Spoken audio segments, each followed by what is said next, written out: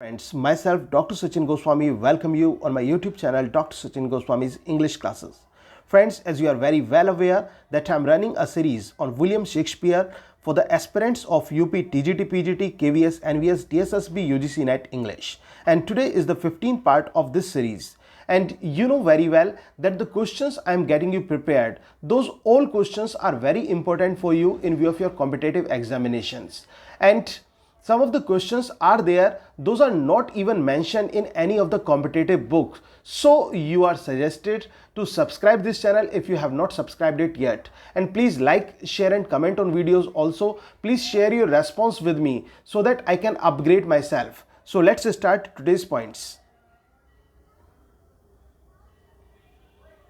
The very first one is Portia is the heroine of the play The Merchant of Venice. Portia merchant of Venice जो है play उसकी heroine है. ये question आता है कि पोर्शिया किस प्ले में है, तो आपका आंसर होगा मर्चेंट ऑफ वेनिस में. और किस की हीरोइन है? मर्चेंट ऑफ वेनिस की हीरोइन है शेक्सपियर की प्ले मर्चेंट ऑफ वेनिस की. इसके अलावा आपने देखा हो तो शेक्सपियर के जूलियस सीजर में भी पोर्शिया का किरदार था. Age can not wither her nor custom stale her infinite variety. यहाँ पर एनाबार्बरस जो है वो एंटोनी से बात कर रहा है. एंटोनी और क्लियोपेट्रा से ली गई ये लाइन है. और here he is describing Cleopatra's personality. यहाँ पर क्लियोपेट्रा की पर्सनैलिटी को बताया जा रहा है कि जो एज है ना, एज उसको मुरझा नहीं सकती. उसके सौंदर्यता पर आयु का कोई प्रभाव नहीं पड़ता और ना ही किसी प्रकार की कोई कस्टम जो है उसको यहाँ पर प्रभावित कर पाई है. और जो कि उसका एक बदलता स्वरूप है, क्योंकि जो क्लियोपेट्रा है ना उसके बदलते मूड को जान पाना वो बहुत कठिन होता है. तो यहाँ पर जो है एनोबार्बस यही एंटोनी को बता रहा है क्लियोपेट्रा के बारे में. देखिए कैथार्सिस क्या है. जब हम एरिस्टोटल की पोएटिक्स पढ़ते हैं तो वहाँ पर ट्रेजेडी आती है. ट्रेजेडी में कैथार्सिस का भी जिक्र आता है कि कैथार्सिस किसे हम कहते हैं, क्या कैथार्सिस होता है, किसको कैथार्सिस कहा जाता है. तो दोस्तों ये जो कैथार्सिस है, the word catharsis come from the purgation. ये किस शब्द से आया? ये परगेशन शब्द से आया. और परगेशन का मतलब क्या होता है? परगेशन का मतलब होता है प्यूरिफिकेशन. और प्यूरिफिकेशन का मतलब get rid of the worst. Worst से गेट रिड हो जाना. इसका मतलब क्लींजिंग ऑफ इमोशंस. जो आपकी जो इमोशंस हैं, जो मन में एक विचार है, उनका क्लीन हो जाना, दैट इज कैथार्सिस. ये कैथार्सिस की थ्योरी होती है. अब कैथार्सिस में क्या चीज काम करती है? दो फैक्टर्स काम होते हैं दोस्तों. The one is pity and the second is fear. जो पिटी होती है, we feel pity for others and fear for ourselves. अब एक छोटा सा उदाहरण मैं आपको देता हूं. मान लीजिए कोई भी मूवी है आपकी, ठीक है, आपका फेवरेट हीरो है, मान के चलिए सनी देओल आपका फेवरेट हीरो है. और उस कंडीशन में क्या होता है कि वहां पर आपको पता है कि दुश्मन जो है वो सनी देओल पर प्रहार करने वाला है, जो विलन है वो उस पर प्रहार करने वाला है और वो आगे की तरफ खड़ा हुआ है और वो बहुत तेजी से प्रहार करने वाला है. आप उस चीज को देख रहे हैं, लेकिन आपका हीरो नहीं देख पा रहा है उस चीज को कि मृत्यु उसके ऊपर मंडरा रही है. तो उस कंडीशन में आपको क्या होगा? अब क्या कंडीशन होगी? You will feel pity for him. आपको सनी देओल पर पिटी आएगी.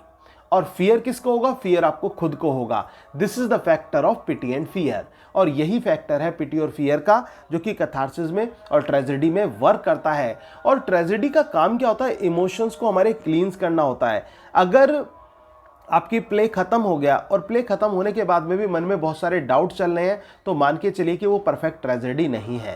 क्योंकि परफेक्ट ट्रेजेडी में क्या होता है? वहीं की वहीं हिसाब हो जाता है. वो कंप्लीट होती है, जो परफेक्ट होती है. तो ये है कैथार्सिस. कैथार्सिस किससे आया? परगेशन से आया, ग्रीक के वर्ड, जिसका मतलब प्यूरिफिकेशन. और प्यूरिफिकेशन का मतलब get rid of the worst, मतलब बुरे से छुटकारा मिलना. Chorus is a group of singers in drama. Chorus क्या होता है? कोरस एक ग्रुप ऑफ सिंगर्स होता है एक ड्रामा में. Comic relief implies a short humorous episode interrupting a tragedy. Comic relief क्या होता है? कॉमिक रिलीफ जो है वो एक शॉर्ट ह्यूमरस एपिसोड होता है, एक छोटा सा ह्यूमरस एपिसोड होता है. इसका वर्क क्या होता है? ट्रेजेडी में थोड़ा सा एक एटमॉस्फेयर में बदलाव लाना, एक थोड़ा सा कॉमिक मूड प्रोवाइड करा देना. मतलब पूरी सीरीज जब चल रही होती है तो थोड़ा सा ऑडियंस को, रीडर्स को थोड़ा रिलीफ चाहिए होता है. तो ये कॉमिक रिलीफ उसी का वर्क करता है. Morality plays were produced in 15th and 16th century. Morality plays जो थे वो कौन से सेंचुरीज में लिखे गए? Morality plays were produced in 15th and 16th century. ये 15th और 16th सेंचुरी में मॉरलिटी प्लेस जो थे वो लिखे गए थे। इसके अलावा ये पैराबल क्या है? Parable is a brief tale illustrating some moral. Parable में क्या होता है? पैराबल में कुछ मॉरल्स दिए जाते हैं, जो नैतिक शिक्षाएं होती हैं वो दी जाती हैं पैराबल में। कहीं ना कहीं एक मैसेज, एक मॉरलिस्टिक मैसेज यहाँ पर देखने को हमें मिलता है पैराबल में। इसके बाद आता है Shakespeare wrote romantic comedies. What type of comedies did Shakespeare write? Shakespeare ने किस प्रकार की कॉमेडीज लिखी? तो आपका जो मीनिंग हो वो आंसर होगा वो होगा रोमांटिक कॉमेडीज। शेक्सपियर ने रोमांटिक कॉमेडीज लिखी। Our bodies are gardens to which our wills are gardeners. हमारी जो बॉडीज हैं वो गार्डन्स हैं, और इसके अलावा जो हमारी विल्स हैं, जो हमारी इच्छाएं हैं, वो गार्डनर्स की तरह काम करती हैं। ये जो स्टेटमेंट है, ये लाइन है, ये शेक्सपियर की फेमस ट्रेजेडी ओथेलो से आती है, जो इयागो ने यहाँ पर इयागो रोड्रिगो से ये बात कहता है। इयागो जो ये लाइन्स है ये रोड्रिगो के सामने बोलता है, कहता है आर बॉडीज आर गार्डन्स, जो बॉडीज हैं वो हमारी गार्डन्स हैं, and to which wills are gardeners, और जो विल्स हैं वो गार्डनर्स के रूप में हैं। As flies to the wanton boys are we to the gods they kill us for sport. और यहाँ पर ये किस बारे में बता रहा है? यहाँ पर ये जो लाइन है ये ग्लाउस्टर के द्वारा बोली जाती है एक्ट 4 सीन 1 में शेक्सपियर की किंग लेयर में। ये शेक्सपियर के किंग लेयर में ये लाइंस बोली जाती हैं और ग्लाउस्टर के द्वारा बोली जाती हैं।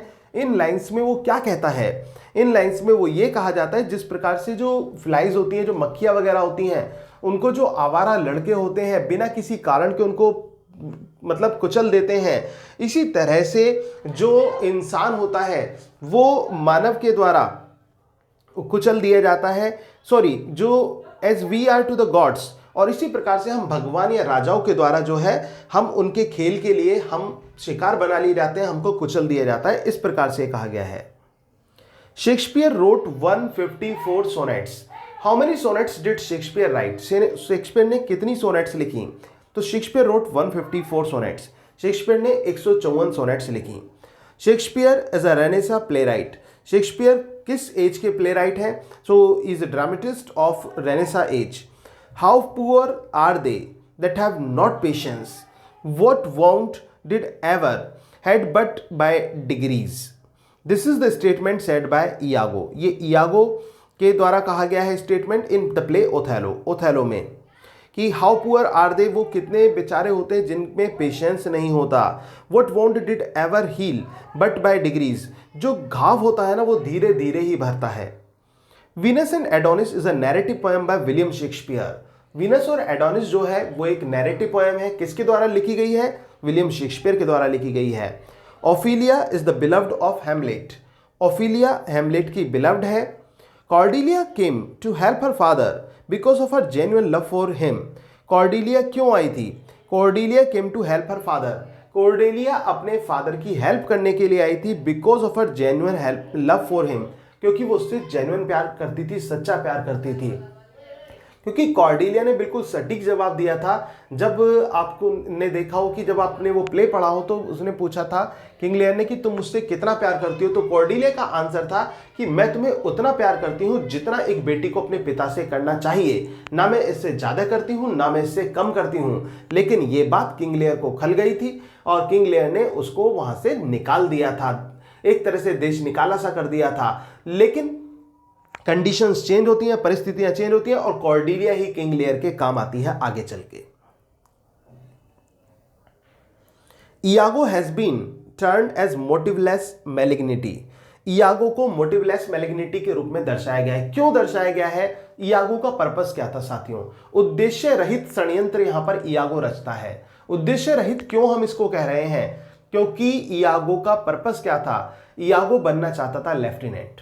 इयागो लेफ्टिनेंट बनना चाहता था, लेकिन ओथेलो ने लेफ्टिनेंट कैशियो को बना दिया था। जब कैशियो को लेफ्टिनेंट बना दिया तो इयागो ने चाल चली। इयागो ने बहुत सारी परिस्थितियां ऐसी क्रिएट कर दी और इवन यहां तक कैशियो को ड्रिंक करा के रोड्रिगो से लड़ा दिया और इस बात की सूचना ओथेलो को दे दी और ओथेलो के द्वारा उसको डिसमिस कर दिया गया और इयागो को अपॉइंट कर लिया गया लेफ्टिनेंट के पद पर। अब उसका उद्देश्य पूरा हो जाना चाहिए था, लेकिन उद्देश्य वो पूरा होने के बावजूद भी उसके खिलाफ षड्यंत्र रचता रहा और उसने ये सोचा कि मैं तो ओथेलो की जिंदगी बर्बाद कर दूंगा, और उसने ऐसा ही किया। अंततः हमें देखने को मिलता है कि ओथेलो डेस्डेमोना को मार देता है और खुद भी मर जाता है। तो इस तरह से उसकी ये मोटिवलेस मैलिग्निटी दिखाई देती है हमें इस प्ले में। Caliban is the villain in the play Tempest. Caliban जो है वो टेम्पेस्ट नाटक में विलन का रोल है इनका। Allusion is an indirect or passing reference to some event. Allusion क्या है, यही आता है तो आपका आंसर होगा indirect or passing reference to some event. किसी इवेंट के लिए इनडायरेक्ट और पासिंग रेफरेंस जो होता है वो एल्यूजन होता है। इसके अलावा डिनाउमेंट, डिनाउमेंट क्या है, denouement is related to a play. Denouement एक प्ले से रिलेटेड होता है। Shakespeare is indebted to Holinshed's chronicle for the subject matter of his some plays. Shakespeare जो है वो इंडेप्टेड है, एक तरह से ऋणी है किसका, हॉलिनशेड्स क्रॉनिकल का, अपने कुछ सब्जेक्ट मैटर के लिए जो उन्होंने सब्जेक्ट मैटर लिया अपने नाटकों में। जैसा कि मैं आपको अक्सर बताता हूं कि शेक्सपियर ने कहीं ना कहीं से कुछ ना कुछ रेफरेंसेस लिए हैं। Malvolio is a character in Shakespeare's play Twelfth Night. Malvolio का कैरेक्टर शेक्सपियर के प्ले ट्वेल्थ नाइट में आता है। Classical tragedy was a form of drama. Classical tragedy एक नाटक का स्वरूप थी। Shylock is a character in the merchant of Venice. Shylock जो है मर्चेंट ऑफ वेनिस में कैरेक्टर आया है। तो दोस्तों मैं एक बार फिर से रिपीट कर देता हूं जल्दी जल्दी कि जो पॉइंट्स मैंने आपके सामने रखे आज, कि यहाँ पर पोर्शिया जो है वो हीरोइन है मर्चेंट ऑफ वेनिस की। आयु का उस पर कोई प्रभाव नहीं पड़ सकता, किसी प्रकार की परिस्थितियां उसको बदल नहीं सकती। उसका जो स्वरूप है वो कई प्रकार का है, उसका मूड बदलता हुआ है, अलग अलग प्रकार का है। ये एनोबार्बस ने एंटोनी एंड क्लोपेट्रा में एंटोनी से कहा। कैथारसिस जो है ये परगेशन शब्द से आया। ग्रीक के शब्द परगेशन से कैथारसिस की उत्पत्ति हुई, जिसका मतलब होता है प्यूरिफिकेशन, यानी कि बुराई से छुटकारा, एक तरह से जो वर्स्ट पार्ट होता है उससे छुटकारा, रिलीफ होना। कॉरस जो है ये सिंगर्स का एक ग्रुप होता है नाटक में। कॉमिक रिलीफ जो है नाटक में थोड़ा सा एक रिलीफ प्रोवाइड करती है, ह्यूमरस एपिसोड होता है थोड़ा सा जो इंटरप्ट करता है ट्रेजेडी को। मॉरलिटी प्लेस जो थे वो 15th और 16th सेंचुरी में प्रोड्यूस किए गए। पैराबल जो होती है एक छोटी सी टेल होती है जो कि किसी मॉरल को रिप्रेजेंट करती है। इसके अलावा शेक्सपियर ने रोमांटिक कॉमेडीज लिखी थी। हमारा जो शरीर है वो गार्डन्स की तरह है और जो हमारी इच्छाएं हैं वो गार्डनर्स की तरह होती हैं। ये इयागो ने रोड्रिगो से कहा ओथेलो प्ले में। जिस प्रकार से जो मक्खियां होती हैं वो वॉन्टेन बॉयज के लिए होती हैं, उसी प्रकार से हम मानव जो है राजाओं और भगवान के लिए होते हैं, वो हमें अपने खेल के लिए मार देते हैं। ये लाइन ग्लाउस्टर ने कही शेक्सपियर के किंग लेयर में।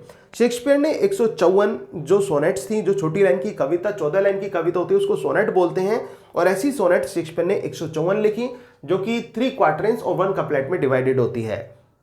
शेक्सपियर जो है रेनेसा एज के नाटककार हैं, और ये वो लोग कितने पुअर होते हैं जिनमें पेशेंस नहीं होता, और जो घाव होते हैं ना वो तो धीरे धीरे ही बढ़ते हैं, इयागो ने कहा ओथेलो में।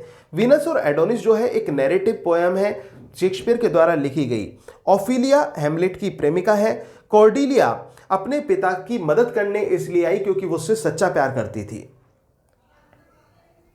इयागो की जो यहाँ पर जो षड्यंत्र है वो एक उद्देश्य रहित षड्यंत्र है, क्योंकि वो बिना उद्देश्य के, उद्देश्य पूरा होने के बावजूद भी अपने षड्यंत्र को कंटिन्यू करता है।